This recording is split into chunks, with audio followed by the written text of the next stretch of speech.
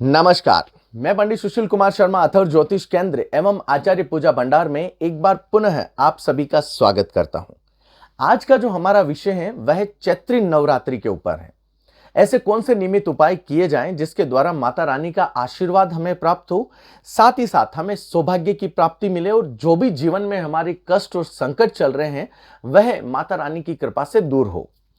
यहां पर यदि अभी तक आपने अथर्व ज्योतिष केंद्र को सब्सक्राइब नहीं किया है तो आप उसे सब्सक्राइब अवश्य करें। इस चैनल के माध्यम के द्वारा आपको ज्योतिष से संबंधित जानकारियां समय समय के ऊपर उपलब्ध होती रहेगी। साथ ही ऐसे साधारण से उपाय आपको दिए जाएंगे जिनको करने से आपके जीवन में जो भी समस्याएं चल रही हैं वह ईश्वर की कृपा से जरूर दूर होगी। यहां पर यदि चैत्री नवरात्रा की बात की जाए तो 2023 में चैत्री नवरात्रा 22 मार्च को प्रारंभ होकर 30 मार्च तक चलेंगे। यहां पर विशेष तौर से यह ध्यान देने योग्य बात है कि जब हम नवरात्रि या माता रानी के संबंधित हम अपनी आस्था को व्यक्त करते हैं या हम उनके निमित्त कार्य करते हैं तो हमें विशेष तौर से हमें यहां पर इस समय अवधि में तामसिक भोजन का त्याग करना चाहिए। इस समय अवधि में आपके द्वारा जितना हो सके उतना यदि आप दान पुण्य करते हैं तो वह भी बहुत शुभ कारक कहा जाता है। यहां पर 22 तारीख को जब आप कलश की स्थापना करोगे तो विशेष तौर से ध्यान देना है कि कलश की स्थापना ईशान कोण में होनी चाहिए, क्योंकि कलश में जैसे ये कह सकते हैं कि हम उसको किस स्वरूप में मानते हैं, उसमें क्या होता है, सुख समृद्धि वैभव और मंगल कामनाओं का प्रतीक कलश को कहा जाता है। क्योंकि कलश में सभी प्रकार के ग्रह नक्षत्र उसके साथ में तीर्थों का वास होता है। इसके अलावा उसके अंदर ब्रह्मा विष्णु रुद्र सभी नदियां सागर सरोवर और 33 कोटि देवता उसके अंदर विराजित रहते हैं। साथ ही साथ यहां पर ऐसा कहा जा सकता है कि यह ईश्वर का प्रतीक है। यहां पर इसको ईशान कोण में जब हम स्थान देते हैं, क्योंकि ईशान कोण को यदि देखा जाता है तो यह जल और ईश्वर इन दोनों का स्थान माना जाता है, इसलिए आप वहां पर उसको स्थान दें। क्योंकि ईशान कोण जो होता है वह सकारात्मक ऊर्जा वाला कोण कहा जाता है, उसको स्थान दें। और कलश स्थापना की यदि बात की जाए तो कलश जो होता है उसमें ऐसा होता है कि वहां पर आपको क्या करना है कि कलश के संबंधित आपको एक मिट्टी का कलश लेना है। उसमें क्या करना है कि उसमें आपको चावल या गेहूं के ऊपर उसको स्थान देना है। उसके ऊपर आपको एक नारियल श्रीफल रखना है, फिर उसको चुनरी से आप उसको बांधना है। फिर उसके बाद में उसमें क्या करें कि जो जल है उसके अंदर आप जो कलश है उसमें 1 रुपए का सिक्का आपको जरूर डालना है। कलश पर आपको कलावा बांधना है। कलावा बांधने के बाद में आपको उसके ऊपर स्वास्तिक लगाना है और फिर उसके बाद में उसका विधिवत पूजन करना है। प्रयास आपको यह करना है कि जहां पर भी आप कलश की स्थापना कर रहे हैं वह स्थान पूर्णतया से साफ सुथरा हो, वह बहुत ही शुभ कारक रहता है। साथ में कलश स्थापना से पूर्व आप वहां पर गंगा जल या गोमूत्र का छिड़काव करें, शुद्धिकरण करें, फिर उसके बाद में आप स्थापित करें। यहां पर देवी मां को दक्षिण और दक्षिण पूर्व दिशा का माना जाता है, इसलिए यह ध्यान रखने योग्य बातें हैं कि जो आराधक होता है उसका मुंह या तो फिर दक्षिण की तरफ या पूर्व की तरफ होना चाहिए। शक्ति और समृद्धि का प्रतीक जो होता है वह पूर्व दिशा होती है। और यहां पर जिसे ये कह सकते हैं कि दक्षिण दिशा की यदि बात की जाए तो वह जातक को शांति का अनुभव करवाती है। यहां पर यदि हम कुछ छोटे छोटे उपायों की बात करें तो सबसे पहले मैं व्रत निदान की बात करूंगा। यहां पर यदि माता रानी के 9 दिनों तक जातक यदि व्रत करता है तो उससे जातक के जीवन में जो भी समस्याएं चल रही हैं, सभी प्रकार की दुख दुविधा हैं, वह जरूर दूर होती हैं और माता रानी का परम आशीर्वाद उनको प्राप्त होता है। इसमें विशेष तौर से ध्यान रखने योग्य बात है कि आपको ब्रह्मचर्य का पालन करना चाहिए, सात्विक भोजन करना चाहिए। इस समय अवधि में जितना आपसे हो सके, जितना आप माता रानी से कनेक्ट हो सके उतना आप करें। जितना हो सके आप मंत्रों का इस समय अवधि में जाप कर सकते हैं जो आपको आता है। आपको यही नहीं है कि इसी मंत्र का जाप नहीं, भैया आपको जो मंत्र आता है आप उसका जाप करें। क्योंकि ये जो समय होता है इस समय अवधि में जिसे ये कह सकते हैं कि हमारे जो भी जीवन की परेशानियां चल रही हैं वह ईश्वर की कृपा से जरूर दूर होती हैं। और साथ ही साथ यदि आप पूर्ण 9 दिनों तक यदि आप व्रत नहीं कर पा रहे हैं या किसी कारणवश नहीं हो पाता है तो आप, जैसे देशी भाषा में कहा जाता है कि उठते हुए और बैठते हुए, तो जो जिसे ये कहते हैं कि 22 मार्च को पहला करें और 30 को जिसे ये कहते हैं आखिरी करें। कुछ लोग अष्टमी के व्रत को भी आखिरी मानते हैं, वह भी कर सकते हैं। तो इसके द्वारा भी जिसे ये कह सकते हैं कि पूर्ण पुण्य फलों की प्राप्ति होती है। जो लोग विशेष तौर से, क्योंकि नया साल है, विशेष तौर से जो कर्ज से जातक परेशान हो रहे हैं, उनको कहीं पर भी कोई भी समाधान नहीं मिल रहा है, कहते हैं ना कि बढ़ता ही चला जा रहा है। भैया विशेष तौर से जो नवरात्रि का पर्व है, जिन जातकों के ऊपर कर्ज काफी बड़ा हुआ है, वह विशेष तौर से इस समय अवधि में जिसे ये कह सकते हैं कि प्रतिदिन बालाजी को पान का बीड़ा संध्या कालीन में चढ़ाएं और पान के बीड़े में लौंग और इलायची जरूर रखें। इसके द्वारा जो भी उनके ऊपर कर्ज चल रहा है या जो ईएमआई चल रही है, कहीं से ही कोई रास्ता नहीं दिख रहा है, वह ईश्वर की कृपा से जो भी कर्ज है वह जरूर दूर होगा और मार्ग जरूर दिखेगा। यहाँ पर कहते हैं ना कि कई बार जैसे माता रानी को हम प्रसन्न करना चाहते हैं या हमारे घर में जो भी वास्तु दोष है उसको दूर करना चाहते हैं, क्योंकि जो ये नवरात्रि होते हैं, जो ये 9 दिन होते हैं, उसमें ऐसा कहा जाता है कि माता रानी स्वयं पृथ्वी के ऊपर 9 दिनों तक वास करती है। तो हर जो भक्त जन है भैया उनके घर पे तो जरूर पधारेंगे। तो इसमें क्या है कि विशेष तौर से आपको क्या करना है कि जो मुख्य द्वार होता है वहां पर माता के पद चिन्ह जरूर लगाएं। आपके मुख्य द्वार पर स्वास्तिक जरूर बनाएं। साथ ही साथ आप ओम का चिन्ह भी मुख्य द्वार पे बनाएं। जिससे क्या होता है, जब माता रानी जो भी भक्त जन है उनके प्रवेश करती हैं घर के अंदर, तो खुशहाली, सौभाग्य, प्रसन्नता, किसी भी प्रकार का कोई भी वास्तु दोष होता है वह भी ईश्वर की कृपा से जरूर दूर होता है। बहुत छोटा सा उपाय है, आप इसको जरूर कीजिएगा। कुछ जो लोग होते हैं जिसे ये कहते हैं ना कि कई बार वह परेशानियों में घिरे रहते हैं, कहीं पर भी जिसे ये कहते हैं ना कि कोई भी शांति की प्राप्ति नहीं होती है, धन धान्य की प्राप्ति में काफी उनको संघर्ष करना पड़ता है। तो वह क्या करें कि 8-9 वर्ष या फिर 10 वर्ष से छोटी जो भी कन्याएं हो उनको लेके आए घर के यहाँ पर, वहां पर उनका विधिवत क्या करें कि 9 दिनों तक उनका पूजन करें। उसके साथ में आपकी इच्छा और समृद्धि के अनुसार आप उनको भोजन और दक्षिणा दे सकते हैं। इसके द्वारा भी आपके जो भी धन के संबंधित परेशानी चल रही है या धन धान्य जो भी रुका हुआ है या जो पैसा आ रहा है टिकता नहीं है, चला जाता है, तो वह भी ईश्वर की कृपा से आपके रुकेगा। और जिसे ये कहते हैं कि इस समय अवधि में धन में बढ़ोतरी के आसार भी बनते हैं, माता रानी प्रसन्न भी होती हैं। तो ये उपाय आप जरूर कीजिएगा। इच्छा पूर्ति की जिसे कहते हैं ना कि प्रबल अभिलाषा प्रत्येक जनमानस के अंदर होती है कि भैया मेरी ये इच्छा है, ईश्वर इसे जरूर पूरा करे। तो नवरात्रि के समय में आपको क्या करना है कि एक पान के पत्ते के ऊपर एक सुपारी और एक सिक्का रखकर मां दुर्गा को अर्पित करना है और उनसे कामना करती हैं कि हे मां, मेरी ये इच्छा है, इसको आप जरूर पूरा करें। तो मां दुर्गा जरूर आपकी जो भी इच्छा है उनको जरूर पूरा करेंगे। यहां पर लाभ प्राप्ति हेतु कई बार कहते हैं ना कि हम मेहनत बहुत कर रहे हैं परंतु फिर भी हमें लाभ प्राप्ति के अवसर नहीं मिलते हैं, या फिर हम जितनी भी मेहनत करते हैं वो ऐसे ही चली जाती हैं। कहते हैं ना कि आया राम गया राम, धन टिकता नहीं है, या फिर जो लाभ है हमारा बढ़ जाता है। उसके लिए आपको क्या करना है कि पूजा पर आपको चांदी या जो भी आपके, यदि आप हैं तो समृद्ध हैं तो आप सोने के सिक्के भी आप रख सकते हैं। 9 दिनों तक विधिवत जब माँ की पूजा हो तो उन सिक्कों की भी उस समयावधि में पूजा होगी। आखिरी दिन आपको क्या करना है कि गुलाबी या लाल रंग का रेशमी कपड़ा लेना है और उसमें जो भी आपने सिक्के रखे हैं, जो भी आपके पास हैं, उनको लपेट कर आपके जहां पर भी धन का स्थान होता है वहां पर आप उनको स्थान दे सकते हैं। इस विधि के द्वारा भी आपको लाभ प्राप्ति के परम अवसर बनेंगे।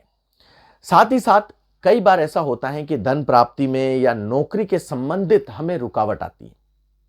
एक विशेष तौर से बात है कि कई बार हमारा ऐसा महसूस होता है कि अरे भैया अपना भाग्य नहीं चल रहा है, कहीं कुछ नहीं हो रहा है, रुकावट हो रही है।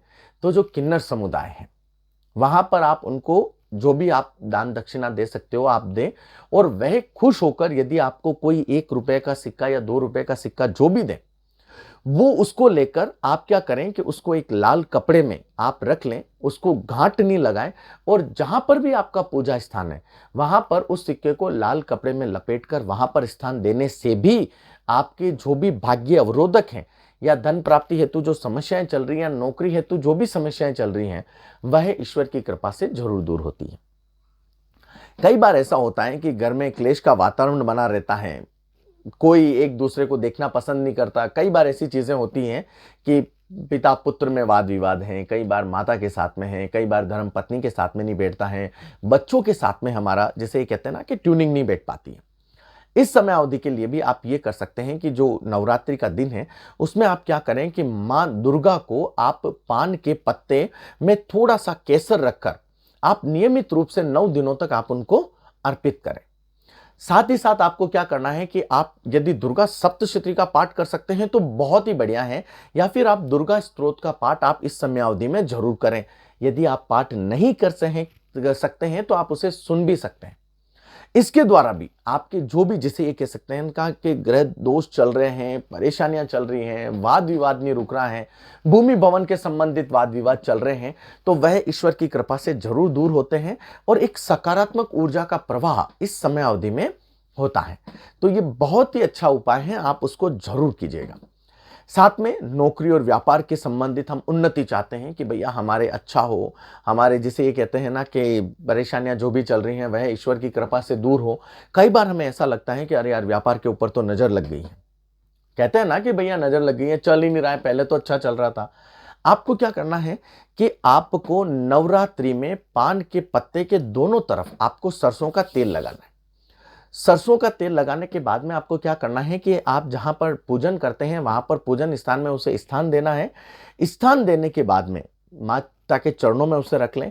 स्थान देने के बाद में रात को सोते समय उस पान के पत्ते को सिरहाने के पास रखना है और मंगल कामना करनी है कि हे माँ, जो भी मेरे व्यापार के ऊपर जो बाधा है या जो दोष है या बुरी दृष्टि है रोक रखा है, जो जातकगण जॉब के संबंधित भी परेशान है कि भैया मेरे नौकरी नहीं लग रही है, कहीं कुछ मुझे नहीं दिख रहा है, तो वह कामना करते हुए सो जाए। सुबह उठते ही आपको क्या करना है कि जो भी देविक मंदिर है, माँ दुर्गा का मंदिर है या जो भी देविक मंदिर है, उसके पीछे की तरफ, मंदिर के पीछे की तरफ उस पत्ते को आपको रख देना है, हाथ जोड़ देना है, पीछे मुड़ के आप ना देखें और आपको घर में आने से पूर्व पाँव को आपको धो के फिर आपको घर में प्रवेश करना है। इसके द्वारा भी जो भी आपके अड़चने या जो भी व्यवधान चल रहा है वह माता रानी की कृपा से जरूर दूर होगा और व्यापार जो है वह आपका अच्छा चलेगा। कहते हैं ना, व्यापार के संबंधित जो भी बाधाएं हैं वह जरूर दूर होगी। साथ में कई बार ऐसा हमें प्रतीत होता है कि जो ये कहते हैं ना कि तामसिक शक्तियां या फिर जो जिसे ये कहते हैं ना कि घर के अंदर नकारात्मक ऊर्जाएं भरी पड़ी है, तो उसमें आपको क्या करना है, बहुत ही सिंपल सा उपाय है। 9 दिनों तक आपको जो प्रवेश द्वार है, आपका मुख्य मेन गेट है, वहां पर आम या अशोक के ताजे पत्तों की बंदरवार लगाई जाए। इसके द्वारा भी जिसे ये कहते हैं कि जो भी बुरी चीजें हैं वह आपके प्रवेश नहीं करेगी, सकारात्मक ऊर्जा का प्रवाह होगा और जिसे ये कह सकते हैं ना कि एक असीम सी शांति घर में अनुभव होगी। यहां पर यह भी है, यदि हम सकारात्मकता चाहते हैं तो नवरात्रि के समय आपको क्या करना है कि देवी मां की पूजा में शुद्ध देशी घी का अखंड दीपक प्रज्वलित करना है घर में, जिसे ये कह सकते हैं कि सकारात्मक ऊर्जा का प्रवाह होता है। और साथ में यदि कोई भी हमारा शत्रु हमारा बुरा चाहने के लिए बैठा हुआ है या बुरा चाहता है तो वह इस विधि के द्वारा नहीं होगा, ठीक है ना। साथ में इस अखंड ज्योत जलाने से या अखंड दीपक करने से क्या होता है, घर में कभी भी रोग प्रवेश नहीं करते हैं। हम कहते हैं ना, अरे भैया अपने को तो कोई रोग नहीं होता, तो इसके द्वारा भी घर के अंदर जो भी रोग पक्ष हैं वह दूर होते हैं। और विशेष तौर से आप प्रयास करें कि आप नवरात्रि कर रहे हैं, 9 दिनों तक आप व्रत कर रहे हैं, 9 दिनों तक आप जो भी विधि विधान है उनका पालन करने हैं, तो आप प्रयास करें कि जो आखिरी दिन है उस दिन आप हवन अवश्य करवाएं। इसके द्वारा भी जो जिसे ये कहते हैं ना कि कई बार जो हमारे परेशानियां चल रही हैं या जो भी है, समस्त परेशानियां जो चल रही हैं या जो परेशानियां या दुख हैं वह ईश्वर की कृपा से जरूर दूर होता है। और हवन करवाने से गृह शांति और जिसे ये कहते हैं ना कि व्यापार के संबंधित लाभ प्राप्ति के अवसर जरूर बनते हैं। कई बार ऐसा होता है ना कि हमें महसूस होता है कि धन आता होता हमारे रुक गया है, धन में रुकावट आ गई है, पैसे हमारे पास पहले आ जाते थे अब नहीं आ रहे, कोई ना कोई कारण ऐसा चल रहा है। आपको क्या करना है कि कलश जब भी आप स्थापित करें उसके पास में आपको कम से कम 7 कोडियों को आपको वहां पर रख देना है। कोशिश करें कि 7 कोडियों के आप सिंदूर लगाकर फिर आप उनको कलश के पास रखें। उनका 9 दिनों तक उनका विधिवत पूजन करें। विधिवत पूजन करने के बाद में आपको क्या करना है कि आखिरी जो दिन होता है, कोडियों को लेकर एक पीले कपड़े में आपको बांधना है। बांधने के बाद में जहां पर भी आपके पैसे रखे गए हैं वहां पर उन कोडियों को स्थान दे दें। इसके द्वारा भी जो भी आपके अटका हुआ धन है या धन के संबंधित मार्ग नहीं खुल रहे हैं, पहले उसके साथ में ट्यूनिंग अच्छी बैठती थी, अब नहीं बैठ रही है, ईश्वर की कृपा से ये जो भी समस्या है वह आपकी जरूर दूर होगी। बहुत ही आसान सा उपाय है, बस आप इसको नियमित विधि विधान के द्वारा आप उसको जरूर करें और आप रिजल्ट देखेंगे। वास्तविक तौर से आप एक सेटिस्फेक्शन महसूस करेंगे कि हाँ यार, कुछ हुआ है। यहां पर कई बार ऐसा होता है कि हमारे बच्चों की वाणी दूषित रहती है या हम भी कई बार एब्यूज हो जाते हैं। कहते ना, अरे मेरा मन नहीं था लेकिन मैं कंट्रोल नहीं कर पाया। यहां पर वाणी शुद्धि के लिए आपको क्या करना है, विशेष तौर से जो गायक से जुड़े हुए हैं या जो जिसे ये कह सकते हैं कि अपनी वाणी को शुद्ध करना चाहते हैं, तो विशेष तौर से नवरात्रि में सुबह वह ब्रह्म मुहूर्त में उठें।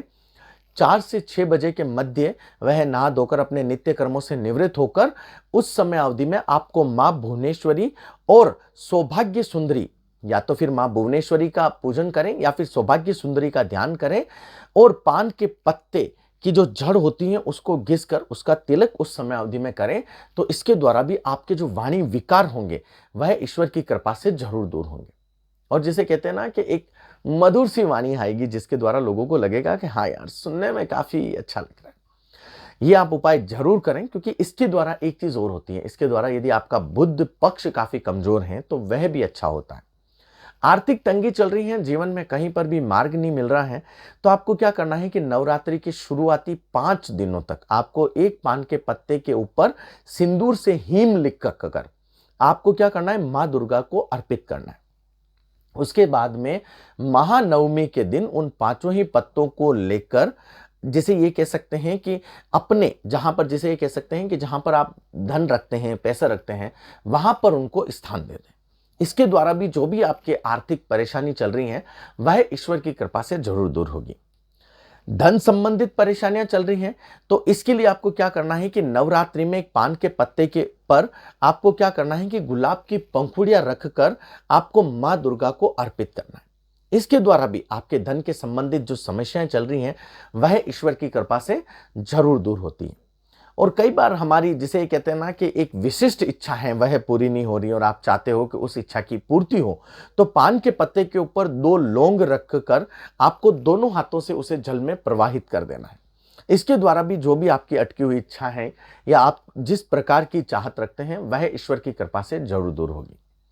नया साल है, इस समय अवधि में आप जिसे ये कह सकते हैं कि गरीबों को भोजन हो गया या फिर उनकी समृद्धि के अनुसार यदि आप जो भी उनकी मदद करते हैं, गाय होगी यदि आप उनको चारा डालते हैं या फिर कोई जानवर हो गया उनको आप भोजन खिलाते हैं, तो वह भी आपके लिए पुण्य फलों की प्राप्ति देता है।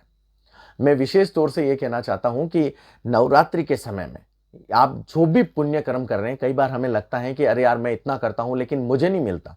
अरे भैया, कई बार ऐसा होता है कि वह आपको ना मिलकर आपकी संतानों को मिलता है। तो यह भ्रम बिल्कुल ना करें कि अरे मैं कर रहा हूं लेकिन मुझे कुछ नहीं मिल रहा। वो देने वाला है और वो निमित्त आपको पता है कि उसको क्या आप कर रहे हो, कितनी श्रद्धा भाव है आपके अंदर, तो उसके अनुसार वो परिणाम देता चला जाता है। कभी भी कुंठित मन से किसी भी उपाय को ना करें, बिल्कुल आस्था रखकर फिर उसके बाद में यदि हम उपायों के ऊपर ध्यान दें तो मैं ये कह सकता हूं कि ईश्वर हमारा जरूर सहयोग करता है। और वो तो माँ है, माँ दुर्गा है, तो उसका तो आशीर्वाद क्या ही कहने। जिसे कहते हैं ना कि जब आशीर्वाद प्राप्त होता है तो वारे न्यारे हो जाते हैं। आपका दिन मंगलमय हो, माता रानी का असीम आशीर्वाद आपके ऊपर सदैव बना रहे।